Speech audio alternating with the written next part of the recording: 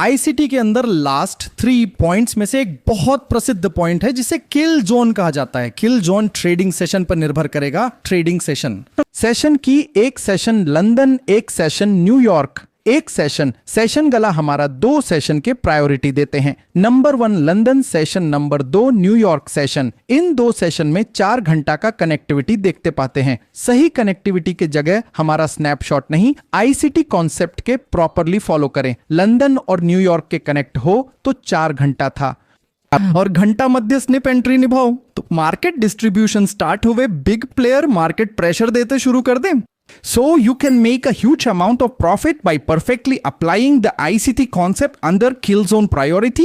Finally, everyone will have the question in mind: on which day of the week, at what time will I trade, at what price will I trade, which pair instrumental will I trade, and কোন time frame ব্যবহার করে আইসিটিতে সবথেকে ভালো result পাওয়া যাবে। প্রশ্ন উত্তর পর্ব নিজেকে যাচাই করার জন্য এটি সবথেকে মূল্যবান একটি বিষয়। আইসিটিতে অনেকগুলো কনসেপ্টস আপনারা শিখেছেন, ঠিক কয়টি কনসেপ্টস আপনার এই মুহূর্তে মনে আছে সেটি অবশ্যই ঝটপট কমেন্ট করুন এবং নিজেকে যাচাই করুন।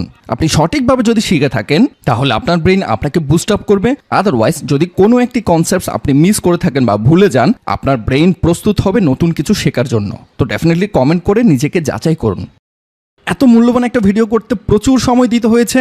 যদি আপনারা আমাকে উৎসাহ প্রদান করে থাকেন, ডেফিনেটলি আমি এর পরের ভিডিওতে লাইভ চার্ট ট্রেডিং করে দেখাবো।